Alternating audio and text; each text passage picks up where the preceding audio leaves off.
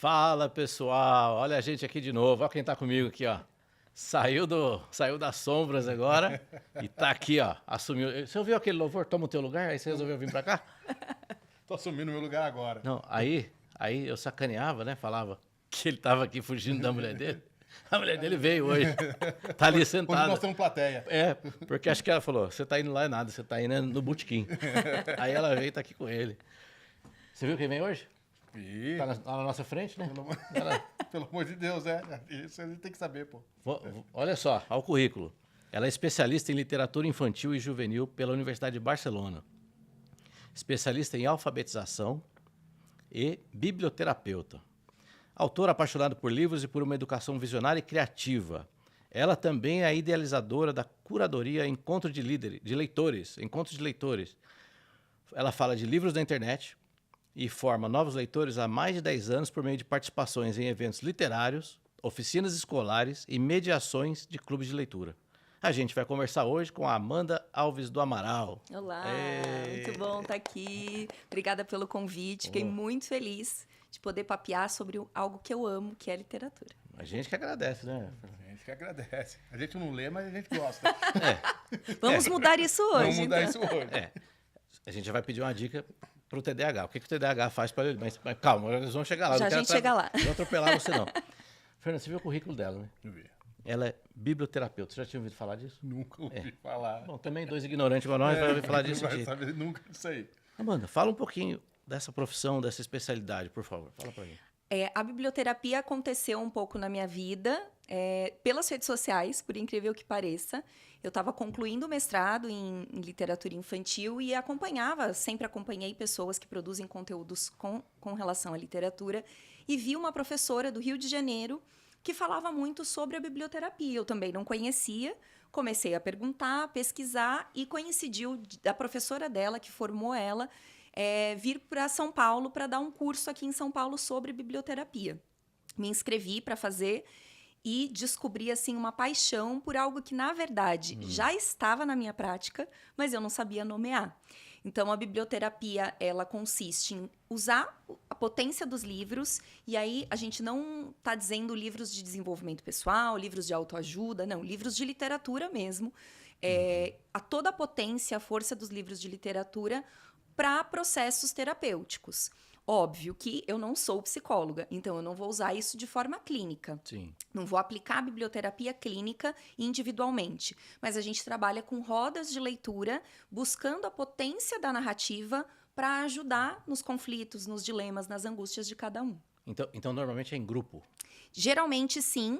As que eu trabalho são em grupo, por não ser psicóloga, mas também existem psicólogos que fazem essa ligação com a biblioterapia e usam nas consultas, né, individuais. Então, você pode usar ela nas duas vertentes. Eu, Amanda, trabalho com a biblioterapia muito conectada com as mediações de leitura. Então, usava inclusive em sala de aula, com os alunos, trazendo propostas que fossem trabalhar esse foco com eles do pessoal, das emoções, dos sentimentos. Ela busca tratar, então, o estado emocional da pessoa? Isso, porque o que a gente vai ter na biblioterapia? Vai ser uma conexão entre um bom curador literário, porque você tem que ter um conhecimento vasto, né, de livros, você precisa conhecer muitos livros para poder fazer essa conexão do livro certo com o dilema que a pessoa está enfrentando naquele momento. Então, algumas biblioterapias elas vão ser temáticas, né? Antes da pandemia, eu fazia esses círculos até aqui em Mogi mesmo.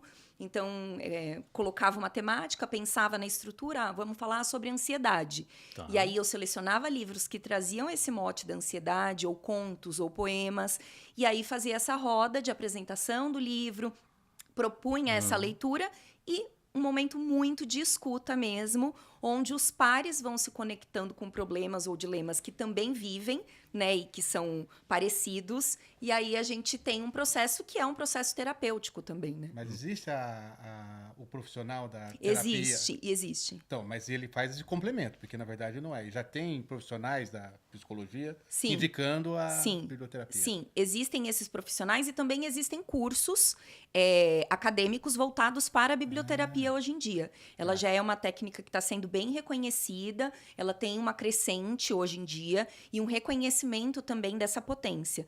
Então, ela é muito utilizada por pessoas que trabalham com mediação de leitura, por exemplo, em hospitais, em organizações não governamentais, projetos de leitura e de mediação de leitura para crianças em situação de vulnerabilidade. Então, a biblioterapia hoje ela tem uma vasta gama de possibilidades que você pode trabalhar com ela, né? Eu usava dentro da minha realidade ali na sala de aula e também fazia esses círculos fora, né? Com adultos, aí já num outro modelo de biblioterapia. Você sabe que a produção do programa que é zica, né? Quer ver? Eu vou pedir para a produção colocar umas fotos aqui. Ah, legal. Olha só. Isso. Olha só. Ali... talvez não seja uma sessão, mas é mais ou menos esse o formato? Isso, é mais ou menos esse o formato. Aqui, na verdade, é uma formação para professores, falando sobre literatura. Mas o que é interessante, né, que dá até para conectar com essa imagem, é que na biblioterapia a gente usa muito a literatura infantil. Por quê? Para adultos. Né? Porque a gente sabe da potência que a literatura infantil tem para trabalhar temas que geralmente a literatura adulta mascara ou esconde ou transforma em livros de autoajuda. E a literatura infantil, ela vai buscar essa conexão com a sua criança ferida. Então, quando um adulto se depara com aquela narrativa que aparentemente pode ser inofensiva, mas que tem uma potência, uma sensibilidade poética enorme... pode dar um gatilho. Exatamente. E aí, sim, ele vai trabalhar coisas que, às vezes, ele nem sabia que isso estava afetando a vida dele agora. E assim, agora fiquei curioso, Fernando. Eu faço umas perguntas meio... Quando você vai... Aqui vem aquele filme do Alcoólicos Anônimos. Né? Alcoólicos Anônimos. O cara levanta, eu estou tantos dias sem beber. Sim. Mas numa terapia, numa biblioterapia, o que acontece? A pessoa... É aquela coisa de lê um pouquinho, ou lê, discute? Como é que é a prática? Depende muito. Existem várias estratégias que você pode usar, né? Então, por exemplo, vou dar um exemplo de uma aula que eu gostava de fazer e que era uma aula que os alunos de Fundamental 2 pediam muito. Eles diziam que era aula de chorar. Que era uma aula onde eu levava praticamente só livros de poesia e eu fazia uma estratégia simples, que é a poesia te escolhe. Então, o aluno escolhia um daqueles livros que estavam ali naquele acervo, por isso eu disse a importância do acervo, e aí ele abria ao acaso, lia aquela poesia e ele podia falar, comentar sobre ela ou não, podia não falar, ou algum outro participante pode comentar. Então, assim, isso eu usava ali com Fundamental 2, mas dá para usar com adultos também. Na questão do livro infantil também, você pode dar uma variedade de livros ali, colocar vários livros para esses adultos infantis, dar um tempo para que eles leiam, para que eles explorem, e aí permitir que eles falem. Ou pode ser algo mais centrado. Então, eu vou levar um conto com uma temática específica, faço a leitura desse conto e depois a gente discute. Então, tem muito esse processo como se fosse uma mediação de leitura. Mas a gente traz dentro da biblioterapia esse olhar para as mazelas, para as dificuldades, para os movimentos ali terapêuticos de cada um. E chegava em vocês, assim, resultados, por exemplo... depoimentos, né, tanto de pais como de outros professores, acerca assim, do comportamento daqueles alunos? Então, para mim, chegava isso muito claro, principalmente na conexão com eles. Em primeiro lugar, que eu acho que era o foco realmente que eu tinha. Né, de trazer essa conexão, de mostrar para eles a potência que a literatura tem, para além de ser algo extremamente escolar, porque é esse o grande problema que a gente tem na formação leitora, né? Depois a gente pode ampliar e falar um pouquinho mais sobre isso. Sim. Mas eu percebia que eles viam ali, dentro daquelas estratégias que eu levava para a sala de aula, a força que o livro tinha para trabalhar aqueles conflitos da adolescência que eles estavam começando a ter. Então, eu sentia isso muito forte neles, eu sentia que era algo que eles desejavam essa aula, eles pediam. Ai, quando que a gente vai fazer aquela aula de novo? Porque é um processo muito forte de escuta.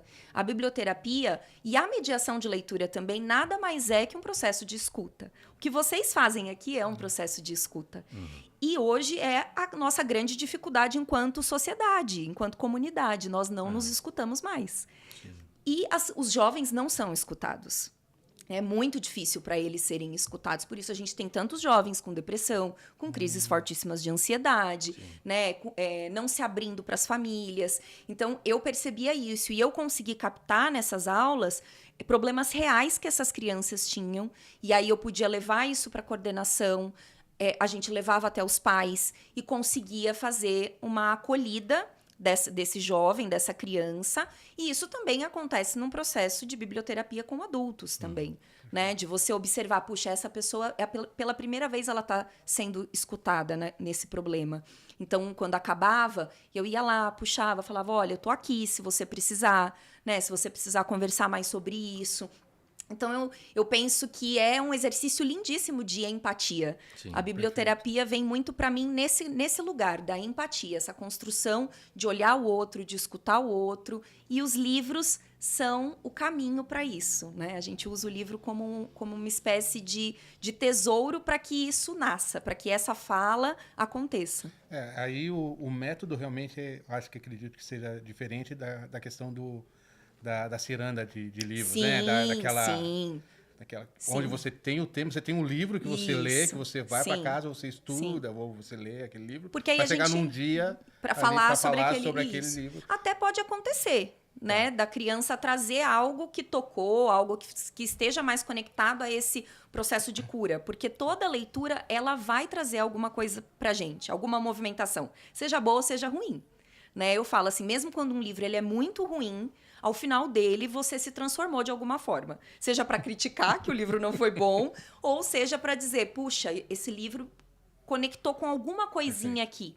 Então, é diferente porque as perguntas vão ser diferentes, a condução vai ser diferente, né? A ampliação do problema vai ser diferente. Então, sim, tem que ter... São dois métodos, na verdade. Isso, tem que ter esse olhar muito... aprimorado e por isso que precisa se estudar. Não dá para, eu sou uma pessoa sensível, vou fazer biblioterapia. Não, precisa ter um estudo, né? Até mesmo porque você precisa saber até onde você pode ir, até onde é o papel do biblioterapeuta e onde entra o papel do psiquiatra, do psicólogo e etc. Né? No caso das crianças, da família. Trabalhar junto, né? Isso. Trabalhar em conjunto. Exatamente. Né? Pedi para o Danilo passar, acho que tem uma outra foto. Ah lá, é na escola também, Isso, né? também é na escola. E aqui é essa roda que o Fernando falou. Aqui, na verdade, era uma roda de apreciação. Então, era um dia, né, uma aula em que eles iam ler. Né? A aula era leitura. Então, escolham um livro que vocês quiserem da biblioteca e vão ler. Mas, nesse processo, sempre vem a importância da voz desse adulto que lê. Né? Que é algo também que a gente... perde ali no processo da alfabetização, né? Quando a criança, parece que você dá a chave para ela e diz assim, olha, agora você pode caminhar sozinha a partir daqui. E não é bem assim, né? Então, precisa desse adulto que lê junto, precisa desse ler em família, precisa desse ler do professor em voz alta, porque isso vai trazer essa conexão com o livro ser bom, o livro ser algo positivo. E não, isso é chato, é cansativo, eu não dou conta. Eu ainda leio silabando e você quer que eu leia um livro inteiro. É muito difícil, né? Já ia logo no livro que tinha mais figura, né, Fernanda? Exatamente. Já ia logo gibi, né? Sim, também. E era a estratégia que eles usavam também no começo. Aos pouquinhos, né? Conforme a gente ia... Eu começava com eles no 4º ano e ia até o 9º. Então, eu percebia essa mudança nas escolhas. 4º ano, eles queriam os livros infantis ainda. Eles queriam livros ilustrados, queriam os gibis. Sim. Aos poucos, eles iam amadurecendo nessas escolhas também.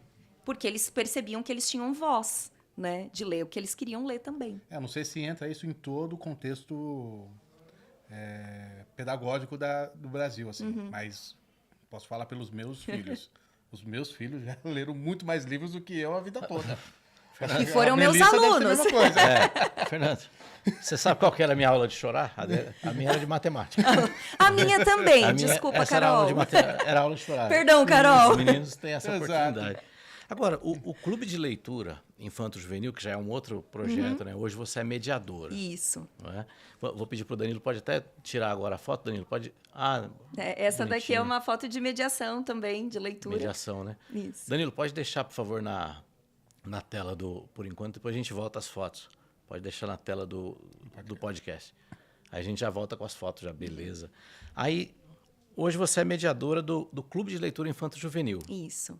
Né? O que é o clube de leitura? Conta um pouquinho pra gente como é que é essa dinâmica aí. Conto sim. O clube, na verdade, foi um desejo, né, muito forte meu, a partir do momento que eu saí de sala de aula, que eu não estava mais lecionando. Eu sentia muito essa falta de ter essa troca com as crianças e com os jovens leitores. E eu conheci, eu não sei se vocês conhecem, a Biblion, que é a biblioteca online do governo de São Paulo. Ela é organizada por uma associação que é SP Leituras, mas é uma iniciativa do governo de São Paulo. Tá. E é uma biblioteca virtual, ela é um aplicativo, um site. E eu descobri em 2022, fazendo um curso pela Biblion de escrita.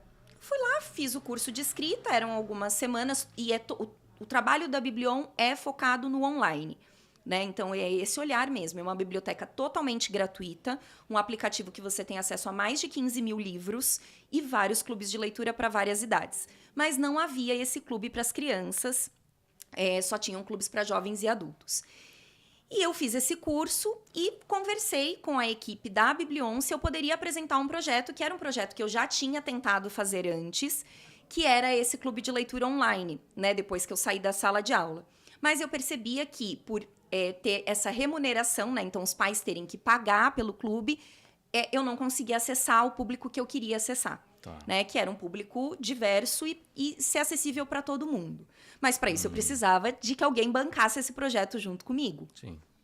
E aí eles aceitaram fazer uma reunião comigo, eu levei esse projeto para eles e eles adoraram. Falaram, Amanda, a gente estava querendo realmente colocar na grade esse clube, então vamos fazer. O clube agora, no final do ano, completa 2 anos. E aí ele é toda a última terça-feira do mês, ele é gratuito para todas as crianças, jovens e adultos. Legal. A gente tem um foco na literatura infantil e juvenil, e eu digo que sempre o espaço da palavra é para criança. Então, na sala entram muitos adultos. Ontem foi o nosso encontro desse mês. Tinham mais adultos do que crianças.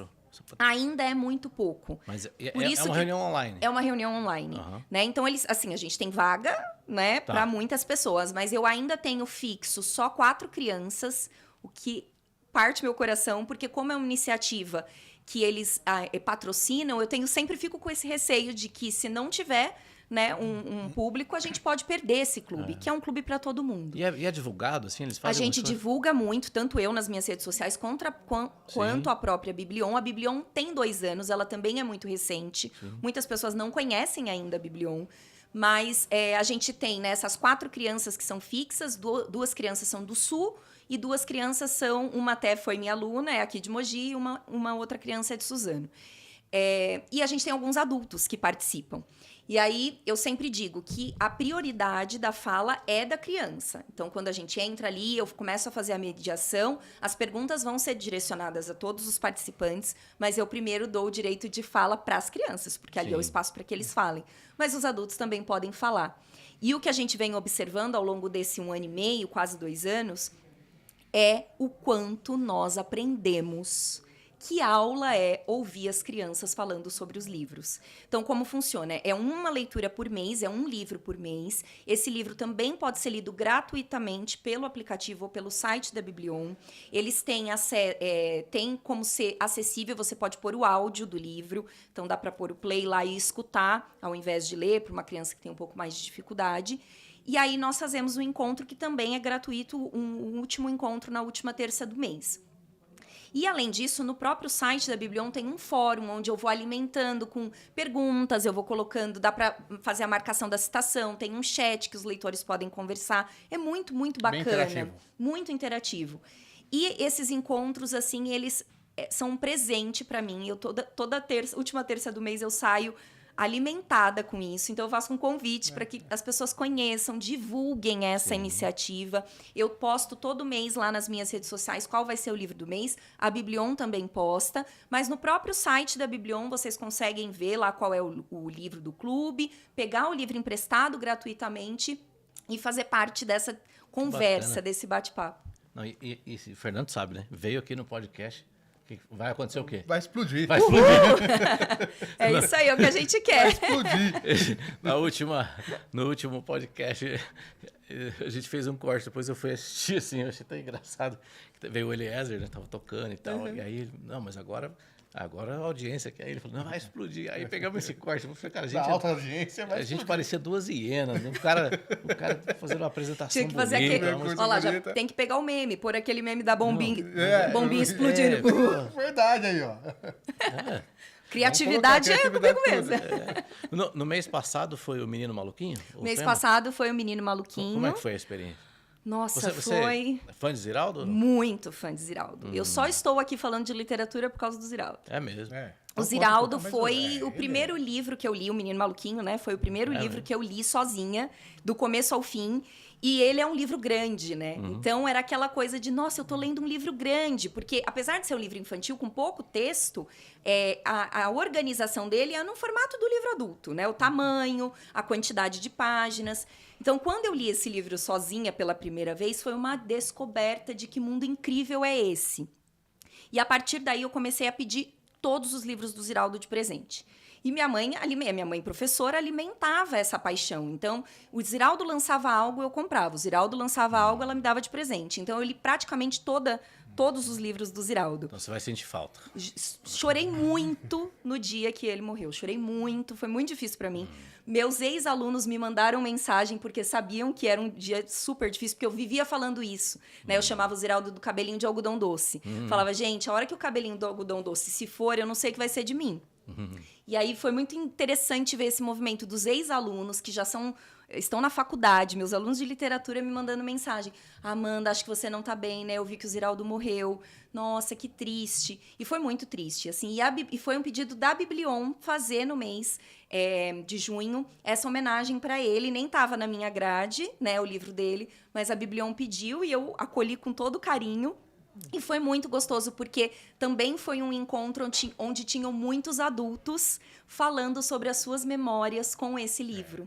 Então, assim, avós que estavam ali com os netos e falando de que foi muito legal ler junto, relembrar essa história, relembrar essa trajetória desse escritor. Então, nossa, eu senti demais.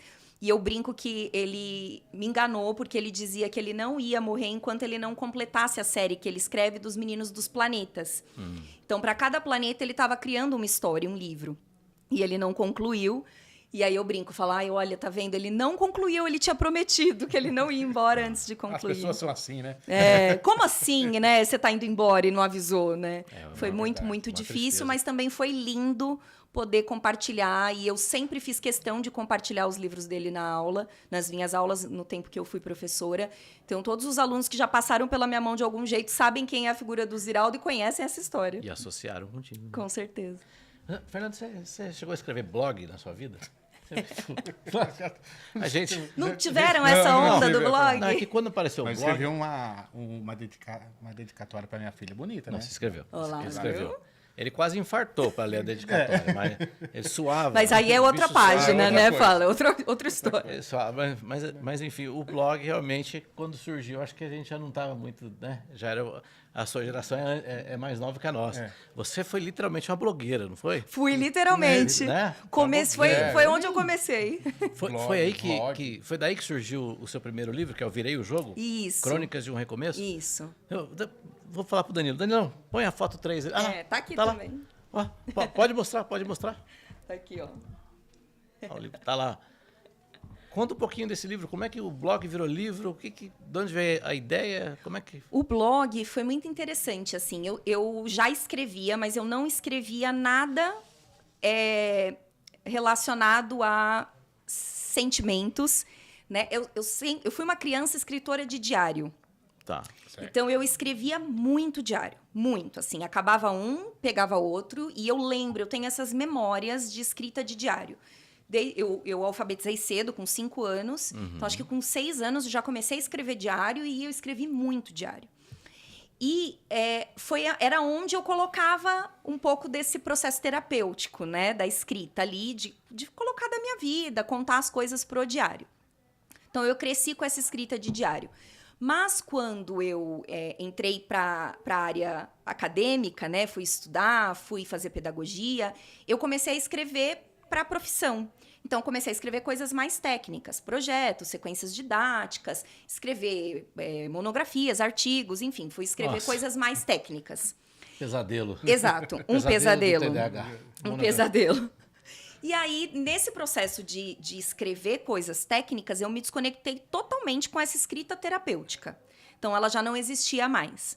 Em 2013, eu passei por um processo que eu precisava, novamente, né? Foram muitas mudanças na minha vida e eu precisava da escrita de alguma forma. E comecei escrevendo para mim e ligava para 2 amigas, né, e lia para elas. Tanto que na dedicatória do livro eu dedico, nos agradecimentos eu agradeço as 2, porque elas que me ouviam. Falava, eu escrevi, posso ler para vocês? Veja o que vocês acham. Nossa, tá legal isso que você escreveu. E elas começaram a me dar esse feedback de que, nossa, essa crônica tá legal, isso tá interessante. E aí eu falei, era a época do blog, né, que tava assim, uma coisa forte de blog. Eu falei, acho que eu vou criar um blog. E aí eu virei o jogo, comecei a escrever, colocar as crônicas que já estavam escritas nesse lugar, né, nesse espaço. Mas ele durou pouco, assim, o blog acho que ficou nem 6 meses no ar, porque ao mesmo tempo veio o Encontro de Leitores, que não veio como blog, veio como uma página no Facebook, mas era onde eu falava sobre livros e meio que estava consumindo o tempinho, o restinho de tempinho, porque eu acho que foi um processo que eu ainda estava terminando monografia de pós-graduação, trabalhando o dia inteiro, então não tinha muito tempo para isso. O Encontro de Leitores é hoje o seu Instagram, Isso, é meu Instagram. Ele começou no Facebook. E aí eu falei, não, eu virei o jogo, eu vou ter que parar, eu vou ter que fazer uma escolha. Né? E aí a minha escolha foi ficar com o Encontro de Leitores, que era onde eu podia partilhar as minhas leituras. E o Encontro de Leitores era algo que foi um pedido das pessoas para mim. Por que você não posta sobre os livros que você lê? Nossa, eu tenho um aniversário de uma criança de 7 anos, eu não sei que livro comprar de presente. Me indica um livro. Nossa, mano, você podia colocar isso na internet, fazer um espaço para que a gente pudesse acessar suas leituras. Sim. E aí eu fiquei, vou no que o pessoal tá pedindo ou vou no que eu tô só fazendo esse processo curativo, né? E aí eu falei, não, eu vou ouvir essa voz, a voz do povo, né? Vamos ouvir a voz do povo, é a voz de Deus. E vou deixar eu virei o jogo. Então eu recolhi os textos, guardei, e isso ficou guardado. Quando foi 2020, na pandemia, já o Instagram, né, já era o auge, assim, de rede social. Já. E uma editora fez um sorteio. Vamos sortear uma diagramação de um livro. Né? Eles tinham umas regrinhas lá e eu falei, era só marcar 2 amigos, né? Aqueles posts, marque 2 amigos. Falei, vou jogar, não tenho já nada a marcou perder. as 2 da dedicatória. Isso. Não tenho nada a perder, vou marcar. E, por incrível que pareça, eu ganhei esse sorteio. Olha aí. Eu tava em casa, ele me mandou, você assistiu nossa live? Eu falei, não, tô assistindo filme. Eu nem imaginava que eu ia ganhar. Ele falou, não, é porque você ganhou o sorteio. Achou que fosse golpe. Só que, na verdade, esse livro, né, Eu Virei o Jogo, já estava meio que diagramado. Porque eu tinha a ideia de publicar, porque na época eu já não escrevia mais crônicas. Desde 2014 e 2015 eu já estava num processo de escrever poesia. Então as crônicas ficaram lá guardadas. Mas eu sempre pensei que se eu fosse publicar algo primeiro, né, como sendo uma porta de entrada para a escrita, eu não podia esquecer dessa Amanda, que começou ali no blog. Porque ela foi muito importante para esse processo de escrita, como terapia, como tudo, né? E acabei falando para eles, poxa, mas eu já tá meio que diagramado. Aí ele falou, me manda que eu vou olhar. E aí ele olhou, ele falou, realmente tá diagramado, a gente não vai ter muito trabalho com o seu livro. Aí eu falei, bom, então se você me der uns livros físicos, porque eles só iam diagramar. Tá. Né? Ele não tinha, no combinado, não tinha nada de livro físico. Tá. Falei, vou pedir não, eu já tenho. E aí ele falou, tá bom, vou te dar. E aí na época eles me deram acho que 100 livros, e depois eu mandei fazer mais 100. E aí eu falei, não, vou lançar esse livro, né? E aí fiz, eu não tenho mais ele físico, os 200 vendi, e aí não fiz mais, mas ele ainda tem em e-book pela Amazon.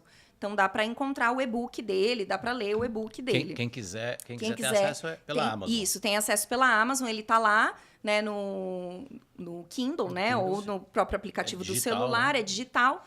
Então ele tá lá só nesse projeto, eu não tenho mais ele físico. E aí acabou acontecendo depois, né? Eu lancei ele em 2021, e aí o ano passado eu vi que uma editora também pelo Instagram estava fazendo um chamado de originais, que era um pouco diferente, né? O que as editoras normalmente fazem. Olha, estamos com um processo de seleção aberto, né? As grandes editoras não fazem, mas editoras de pequeno porte ou médio porte fazem. E aí eu falei, vou mandar o meu de poesia. Falei, bom, não, também eu já tenho. Manda a carta pro Luciano Huck. Né? Verdade. Tô precisando reformar meu carro. Verdade, tô Você arruma meu perdendo. carro. Tô perdendo essa sacada. Vou Precisando de uma pegar. área de churrasqueira lá, ver se faz uma reforminha. Eu acho que eu vou sair daqui e já vou escrever uma carta. Pô, conheço o Marcão, o cara tem um sonho de ter uma área de churrasqueira. Ajuda aí, né? E aí falei, bom, vou mandar também. E aí dessa era um processo de seleção, não era um sorteio. E aí eles gostaram, né? É uma editora que só publica poesia.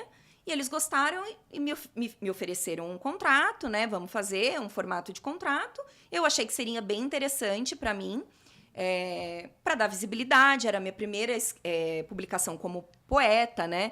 Então, falei, vai ser interessante. E aí, eu publiquei faz um ano, agora em agosto, que eu publiquei vamos colocar na tela, quer ver? O Danilão tem Esse é o meu xodózinho, mais do que virei o jogo.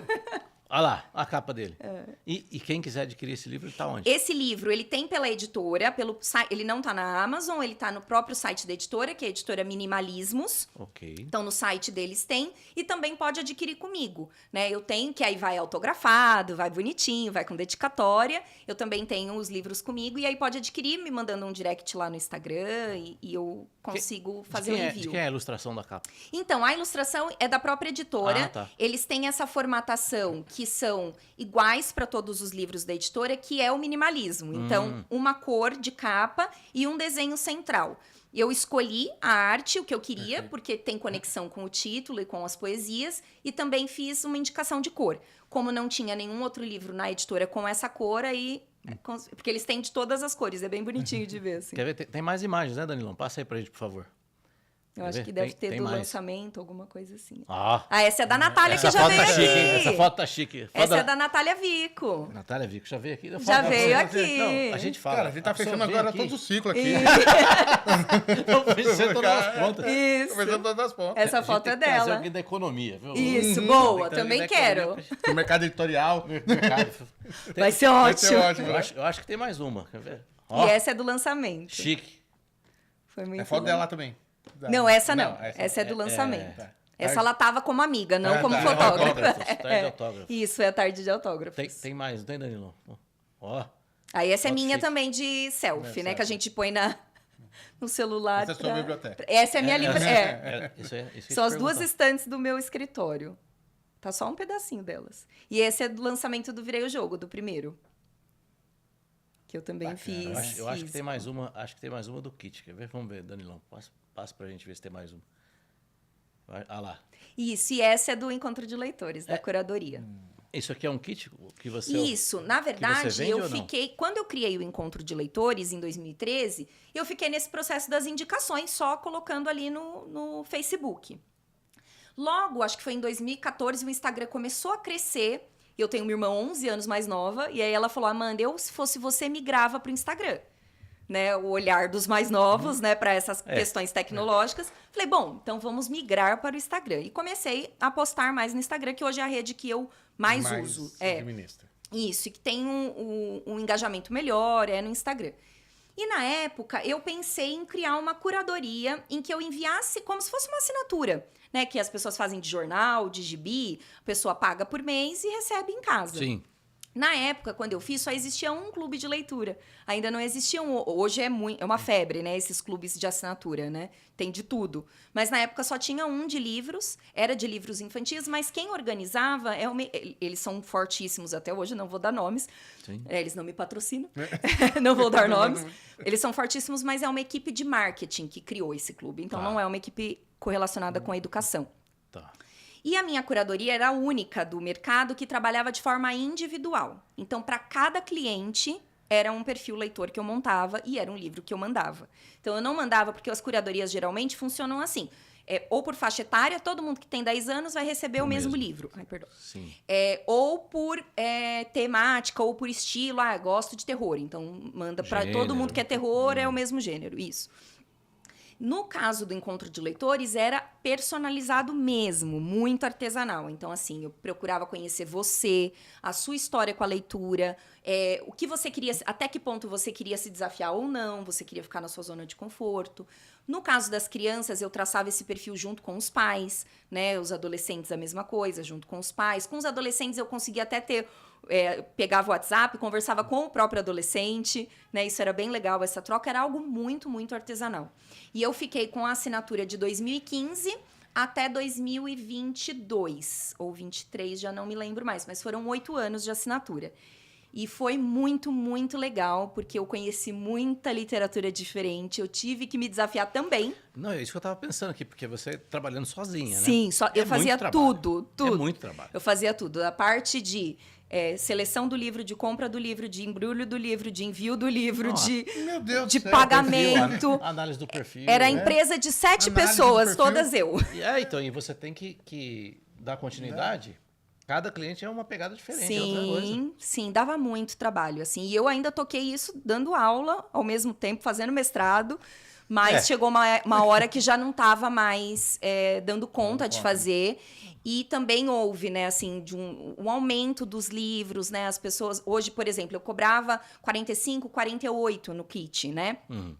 Não pagava nem o trabalho que eu tinha, porque um livro hoje bom custa 30, 35 reais, conseguindo pegar com desconto, o correio quase 15, então já não estava mais sendo sustentável, né, financeiramente. As horas de trabalho. Eu só comecei a perceber isso quando eu saí de sala de aula e fui ser autônoma, porque aí eu comecei a ver o valor da minha hora de trabalho. E aí eu falei, nossa, mas esse tempo todo que eu tô aqui já não tá pagando. Tem uma conta que não fecha. Exato, não estava fechando mais. E aí eu tive que parar, assim, foi um chororô de todas as pessoas, porque tinha gente que estava comigo desde 2015. Imagino. Um acervo de mais de 100 livros na casa da pessoa que foi construído mesmo. junto comigo. É um relacionamento. Mas aí eu falei, bom, gente, ainda vai continuar, eu continuo postando, tá tudo lá. E você está trabalhando em algum livro agora? Tem alguma coisa sendo criada? Sim. Dá para falar alguma coisa ou não? Dá sim. Na verdade, as poesias, elas vão surgindo, né? Então, eu comecei escrevendo poesia para legenda de foto do Instagram. Então, eu postava uma foto e falava, não, mas só pôr lá, estou, não sei o que... Não é legal, eu vou querer criar alguma coisa em cima disso. E aí foram onde começaram a nascer as primeiras poesias. Depois foi algo que foi ficando orgânico, assim, né? Eu passo por um processo, eu ando com um caderno, eu preciso escrever. Eu fui viajar agora para Aracaju sozinha e eu gosto de ir nos restaurantes, nos bares, sentar e observar o entorno e escrever sobre aquilo. Eu gosto muito desse processo. E um dia de insônia, todo ansioso sabe um pouco o que é isso, dia de insônia. Tem um remedinho bom lá. Que é leve, né? Aquelas insônias leves. Veio toda a ideia de um livro de poesia na minha cabeça, toda a ideia dele, a formatação, o estilo que eu quero imprimir, e agora eu estou escrevendo ele. Então, assim, eu já tenho poesia para mais uns 2, 3 livros, de coisas assim, que eu preciso... porque quando você vai fazer um livro de poesia, você faz uma curadoria. Que poesia entra aqui? Né? Você tem uma temática que é um eixo. Por exemplo, aqui é um livro mais feminino, né? Sobre todas as minhas versões. Os homens leem também, mas é um livro mais voltado para processos femininos. Sim. Porque, como o título já diz, são as minhas versões. Fernando gosta, ele é arquiteto. Ele é arquiteto. É um homem feminino. Não tem aquela música do Pepeu Gomes? Ser um homem feminino não fere meu lado masculino? Não fere meu lado masculino. E aí, ele é mais voltado para o feminino. Mas eu tenho outras poesias lá que daria para montar livros. Mas esse especificamente que eu estou escrevendo agora, ele tem uma formatação que é só dele. Então, essas outras poesias que eu tenho nos meus cadernos não entrariam nele. Não entram nele. Porque ele tem uma formatação. Na verdade, essas podem ser publicadas em algum momento, né? É só organizar, fazer uma curadoria do que entra e do que não entra. Mas esse especificamente está sendo um processo de criação bem legal. Porque ele tem uma formatação diferente. Então, ele está me desafiando para um outro caminho. Perfeito. E aí, eu estou gostando bastante de escrever e estou trabalhando nele agora. Então, você está constantemente escrevendo? Constantemente. Assim, você não tem aquele estresse de, por exemplo, ter um cronograma para terminar um trabalho, uma obra. Você está Você já tem um livro pronto, Sim, na verdade. porque a poesia ela é muito fluida, né? Eu penso que é muito diferente do processo de escrita. Conheço muitos escritores, converso com muitos escritores, que vão trabalhar com... eu tenho que escrever 1000 palavras por dia. Não, eu tenho que escrever de tal hora a tal hora. É uma organização maior de escrita. E tem as pessoas que também... A escrita, para mim, ainda não é a minha profissão. Espero que um dia eu possa viver de livros de poesia. O que eu acho muito difícil pensando no país que eu vivo. Mas nada é impossível, né? Porque a gente sabe que as pessoas não leem poesia, né? É muito difícil as pessoas lerem poesia. Porque tem esse olhar para a poesia dura que a gente aprende na escola, né? Então, uma poesia muito metafórica, uma poesia muito difícil, lá de Carlos Drummond de Andrade, de Fernando Pessoa. E é isso que a gente vê de poesia na escola, né? Geralmente. Eu fui gostar de poesia dando aula de literatura quando uma aluna do 7º ano me apresentou Paulo Leminski. Falou, você conhece Paulo Leminski? Eu falei, não. Ela falou, professora, acho que você vai gostar. E hoje é um dos meus poetas favoritos, assim, curitibano, já falecido, mas extremamente genial. E ele escrevia um pouco... Eu escrevo um pouco parecido com o estilo dele, de poesias mais curtas, que a gente chama hoje de carocinho de pêssego, então poesias menores, com 4 linhas, 4 versos, às vezes com um verso, uma frase, que é um pouco diferente do que a gente tinha ali no estudo da poesia clássica na escola, né? Então, eu tô sempre escrevendo, mas ainda não tenho esse processo de falar, não, hoje é o dia da contemplação, vamos escrever. Agora, com esse livro, eu tô me desafiando um pouquinho mais. Então, eu separo um dia da semana, 1 hora ali no meu domingo, que eu falo, agora a gente vai se dedicar a escrever esse livro. Porque como ele tem uma formatação própria, não dá para ser muito fluido. Eu preciso sentar e estruturar, né? Diferente das outras. Isso, e produzir. Exato. Eu tava lembrando, sabe de quem aqui? Não, é sério. Ele acha que eu vou zoar, não, mas eu tava lembrando do Rodrigo, o ilustrador que veio aqui. Exatamente. O Rodrigo Eli. Que bacana. Eu vou até mandar depois o episódio. Aliás, um abraço, Rodrigo, nosso querido Rodrigo. Ele faz um trabalho com cordel. Ai, magnífico. E o que ele faz? Ele pega os ícones assim, da cultura pop, música, cinema, ele faz uma ilustração e estilo escreve... estilogravura? Aquelas Estilogravura. Ah, é bacana. Só que ele faz a caneta, mas Ai, que legal. Inclusive, super difícil. Ele imita ilustrou agora, né? Uma série da Globo. ele fez, ele fez os Parsas. Os Parsas. Os Parsas muito 2. legal.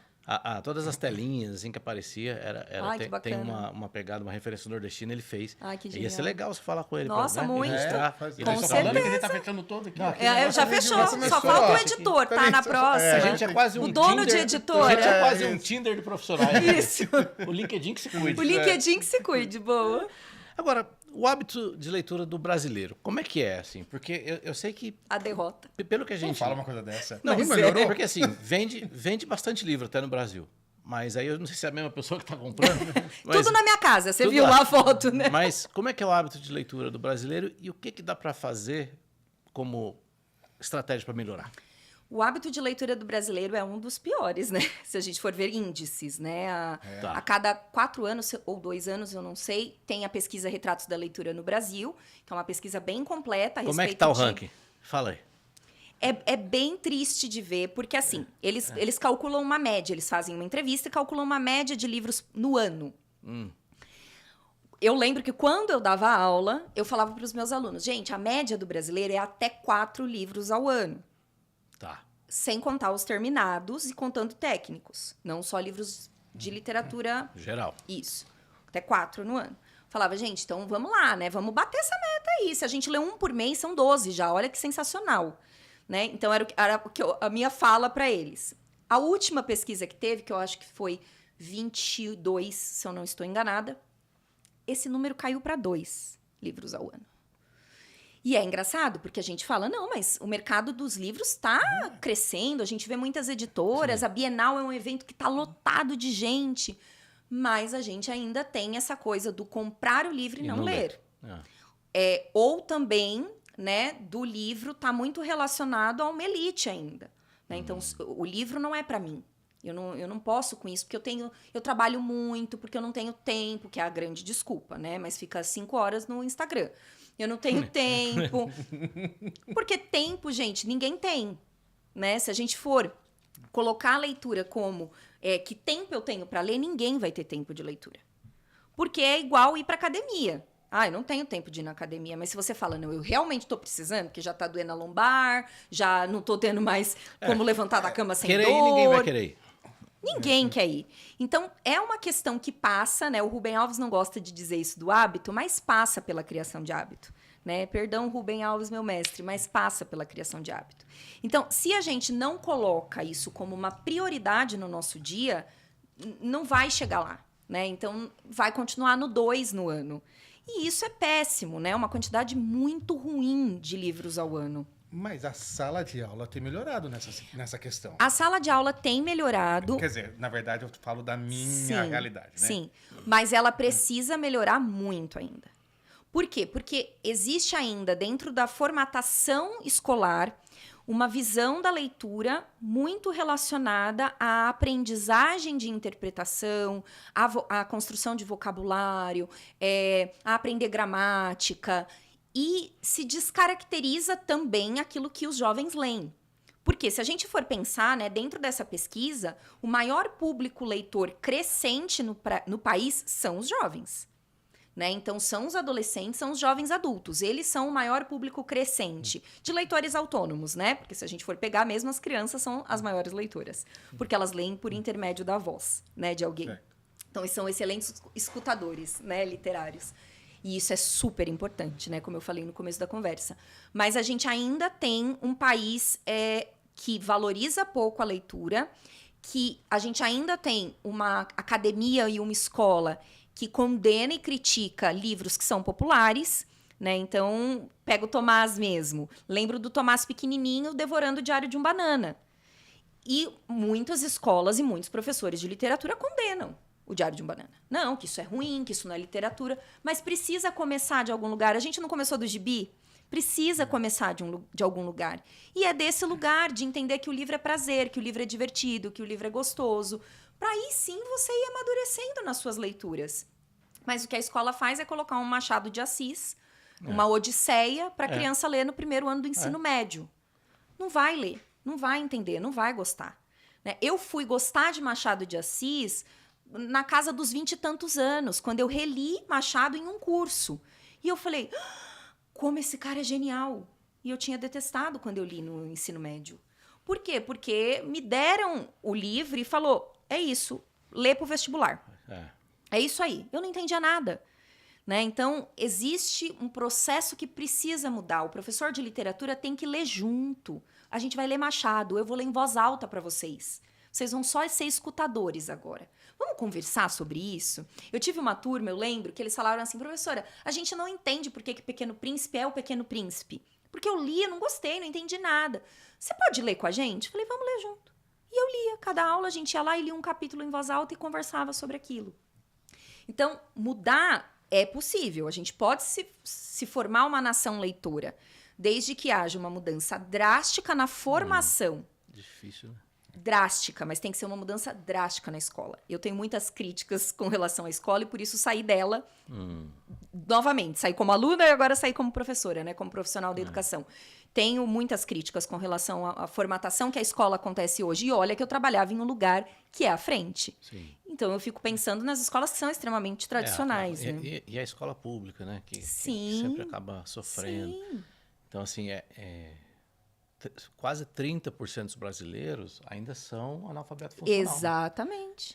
E aí, Se como que você quer que sejam E leitores, 10%, aproximadamente 10%, analfabeto Sim. não sabe nem assinar o nome. Sim. É muita gente. E a pessoa começa a ler e não entende aquilo. É muita gente. Por isso que tudo passa pela essa boa curadoria. Que livro você está dando para essa pessoa?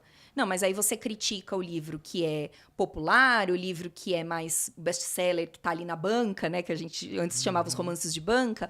Mas, às vezes, são esses que vão formar esses leitores para que eles possam se aprimorar e amadurecer. E o mercado editorial também carregou também com os livros de autoajuda, né? Também acho que isso aumenta também essa questão. Sim. E os coaches, né? Sim. Os livros de coaching. Eles como mudaram fazer- o nome, né? Não é mais autoajuda, eles chamam de desenvolvimento pessoal, porque há aquela rusga com autoajuda, então vamos florear. Vamos florear, Desenvolvimento vamos colocar. pessoal. Mas hoje é um grande nicho de mercado. E aí que tá a quantidade de livros vendidos. Entendi. Tá. Porque aí, realmente, aí você não São lê. São os livros mais vendidos, né? Que aí o cara vai só naquele tópico lá, como fazer, como os ser bem 21 sucedido. passos. E aí entra nesses 2 livros, pessoas. né? 2 livros e meio, que é a quantidade ali, mas esse meio é o que não concluiu, né? Você só leu um capítulo, nem chegou ao final. Então é aquilo. E também essa questão de que a gente aprende na escola que a gente tem que ler para aprender alguma coisa. Então, eu leio o livro para aprender algo. E por isso que vende tanto desenvolvimento pessoal para adultos. Porque os adultos aprenderam assim na escola, que eu leio para aprender algo. Então, para que eu vou ler o Machado de Assis? Vou aprender o quê com o Machado de Assis? Uma grande fofoca familiar. Para que eu vou ler 100 Anos de Solidão? Uma grande fofoca familiar. Não tô... né? Na cabeça desse adulto, não tô aprendendo nada. Né? Então, eu vou ler um livro de desenvolvimento pessoal. Por isso que tem que mudar, porque a gente aprende muito lendo 100 Anos de Solidão. A gente aprende muito lendo livros de narrativa ficcional. Né? A pergunta que faz é, o que eu vou ganhar? Isso, exato. Eu quero aprender algo com isso. E a leitura, ela não tem essa função. A leitura, ela não tá aqui para ensinar nada a ninguém, a literatura, né? Não tá aqui para ensinar nada a ninguém, a literatura. A literatura, ela não tem a função de ser educadora de ninguém. A literatura é fruição.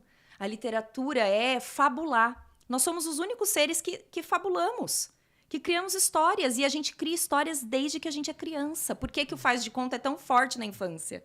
Né? Os contos de fadas, brincadeiras de faz de conta, super-heróis. Então, nós somos seres fabuladores por natureza, os únicos.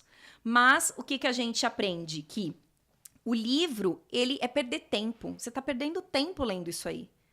E não, você está ganhando tempo, você está ganhando experiência de vida. Você está ganhando criatividade, você está ganhando empatia. Repertório mesmo. Repertório. Né? Então, onde você... Um bom leitor, uma pessoa que lê de tudo, que qualquer lugar que chegar vai falar sobre o assunto que tiver na mesa. Perfeito. Porque tem essa construção, né? Tem esse repertório construído. Você vê, né? 2024 e para virar esse jogo é muito difícil, você vê. Anos 60 anos atrás, Paulo Freire tentou ali, teve um projeto de alfabetização. Que é condenado até hoje. Que é condenado até hoje, né? O coitado, enfim, ele mais um grupo de voluntários, professores, recebi coisa estiver errado, mas imagino, não sei se eram professores universitários ou não, mas alfabetizaram acho que 300 pessoas com 40 horas aula, 40 horas de aula. Sim. Focado ali, né? Sim. Pegaram o vocabulário do dia a dia das pessoas para trabalhar, houve uma... E então, na época, o presidente João Goulart ia colocar Paulo Freire para capitanear esse projeto de alfabetização nacional. E aí, o Brasil sofreu o golpe, né? A primeira coisa que fizeram foi mandar o cara vazar daqui. Ele ganhou um brilho fantástico internacional. Sim. Cambridge, Universidade de Cambridge e Harvard. Nossos autores são mais valorizados, estudiosos lá fora do que pelo próprio brasileiro. Né? 60 anos depois, quer dizer, foram 20 anos de ditadura, mais ou menos. Sim. Aí vieram presidente 1, presidente 2, presidente 3, e continua. Eu não sei, você pega a escola, igual você falou, não, é a minha realidade, porque se a gente for olhar para a escola particular, ele tem mais recursos. Sim. Mas se você for olhar para a escola, cara, é o mesmo formato. Como instituição. Todo mundo sentadinho, um atrás do outro, a fileirinha, a matéria parece que é sempre a mesma. Sim. E o número de analfabeto altíssimo parece que não muda. Aí, o Paulo Freire, eu queria que você trouxesse um pouquinho da sua visão sobre essa iniciativa, né, de Paulo Freire. E por que ninguém faz nada? Dá essa impressão, pelo menos. Né? Por que é tão difícil mudar? Tanto recurso, tantos anos. Porque a alfabetização, ela é uma escolha política, antes de qualquer coisa. E é por isso que o projeto dele não foi para frente. Porque se nós somos um país alfabetizados, realmente alfabetizados, nós somos um país crítico. E um país crítico não aceita qualquer coisa. Um país crítico critica. Né? Por que os alunos de escolas que são particulares ou escolas que têm projetos que seguem a linha socioconstrutivista são mais críticos? Porque eles são levados a pensar. Eles constroem o próprio conhecimento.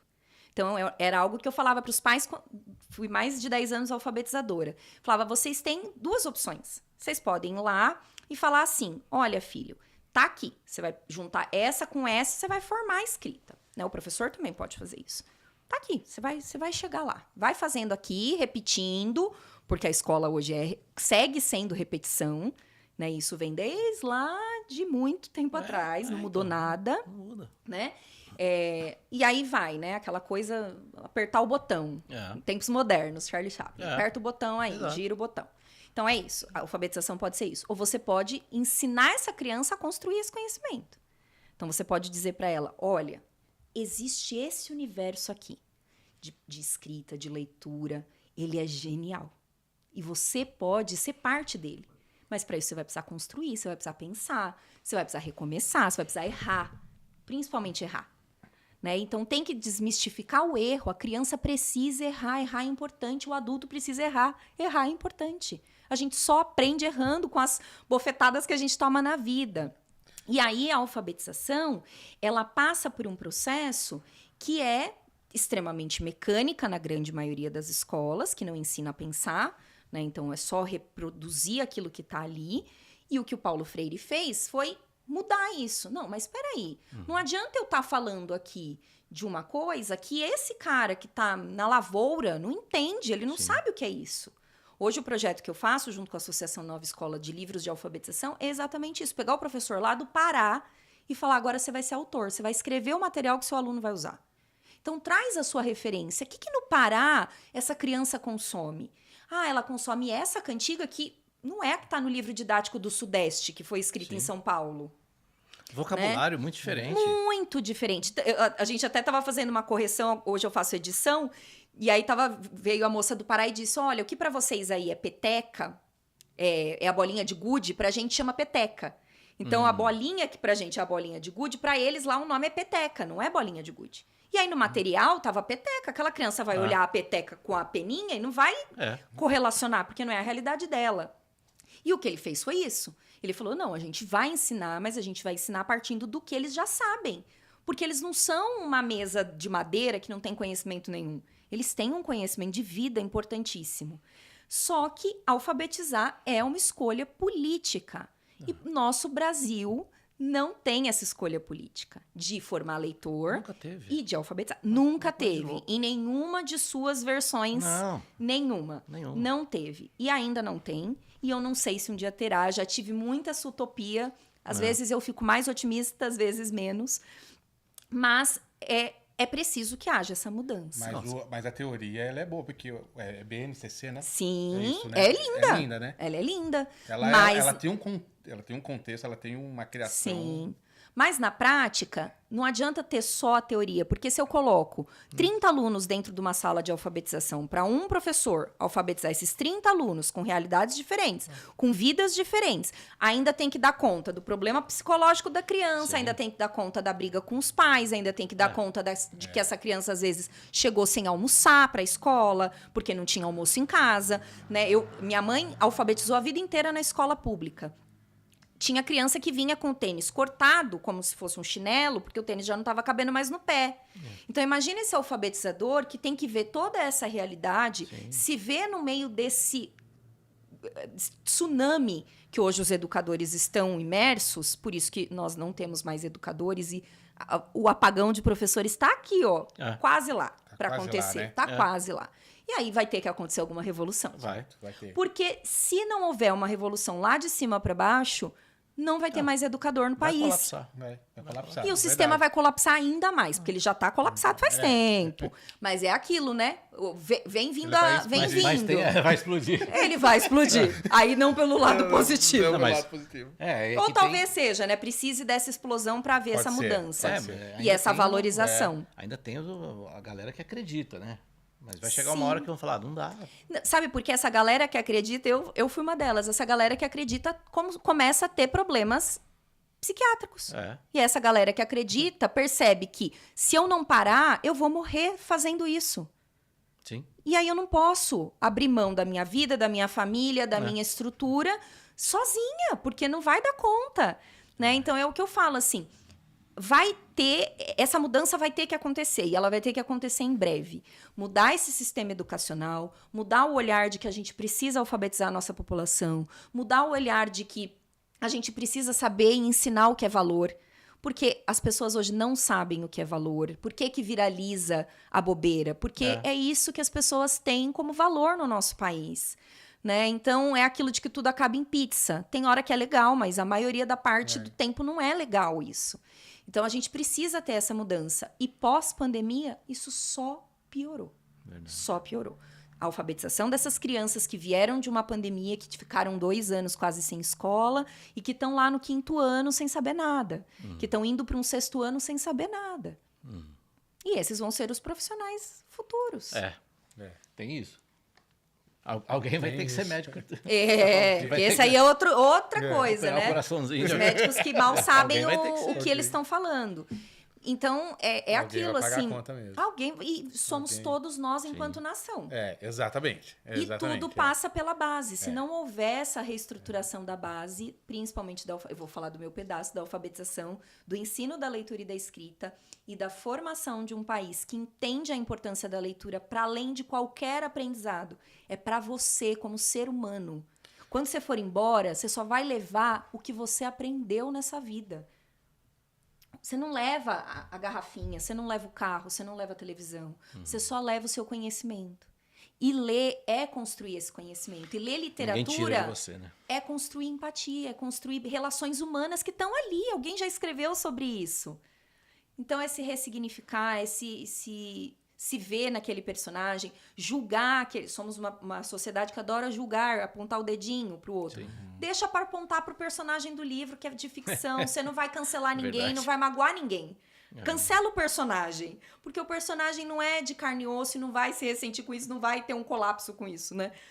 Mas são muitos, muitos processos. E eu acredito que vai precisar acontecer muito em breve essa revolução na educação do país. Verdade. Gente. Não, só quero colocar só uma coisinha aqui, Amanda. Vai lá. Na verdade, trazer um pouquinho aqui. Vamos levantar, pegar a baixa estima e jogar lá pro alto, né? Pegar a baixa estima e agora jogar lá pro alto. Quer que eu deixe uma dica de como ser leitor? Não, mas aí eu falo assim, bom, eu não sou leitor. Li poucos livros, para falar a verdade. Como eu falei, meus filhos leram muito mais livros que eu. Mas eu queria colocar até a situação, porque a Isadora também, ela não é uma leitora, como o Tomás. O Tomás também agora ficou preguiçoso, eu não leio tantos livros assim. Chegou o ensino médio. Chegou o ensino médio. Mas ele leu muitos livros.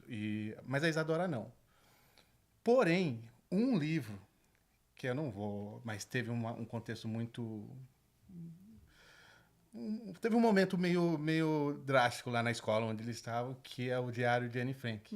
Né? Lembro. Se lembra bem, né? Lembro. Então, não vamos colocar aqui, mas eu quero colocar que na vida dela fez diferença. Olha só como que é. E foi uma briga para ler esse livro. E foi uma briga para ler esse livro. E o quanto que... Não uma briga com eles, né? Uma briga com os pais. Sim. Mas o quanto que isso mexeu com ela lendo um diário, né? Lendo a história. E assim, ela ficou tão encantada porque ela quer conhecer agora. Ela quer saber onde ela...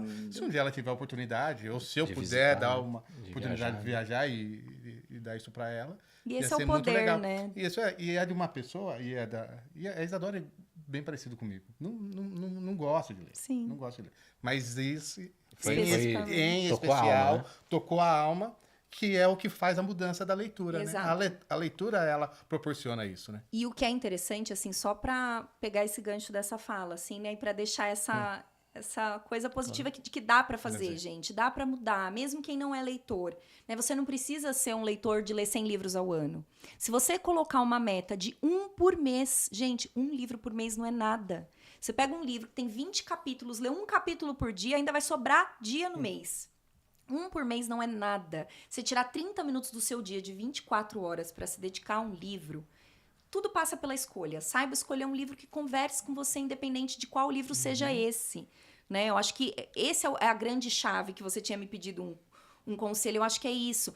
E um livro leva ao outro. Porque no caso do Diário de Anne Frank, partiu de uma leitura que a gente tinha feito no ano anterior de um livro do mesmo autor do Mundo de Sofia, que escreveu um livro que se chama Biblioteca Mágica de Bibi Bolkin.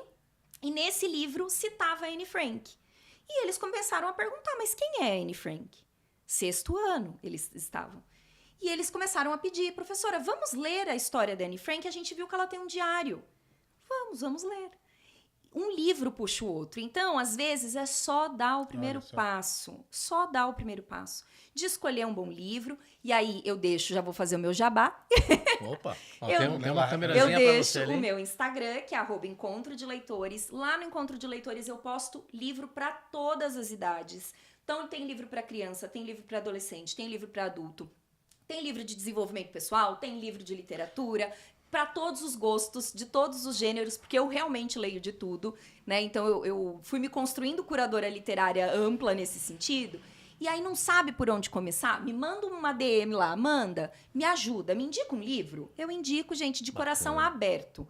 Porque o que eu quero é que esse país seja um país leitor, um país crítico, um país empático. E para isso a gente tem que ser um país leitor. Não dá para ser outra coisa.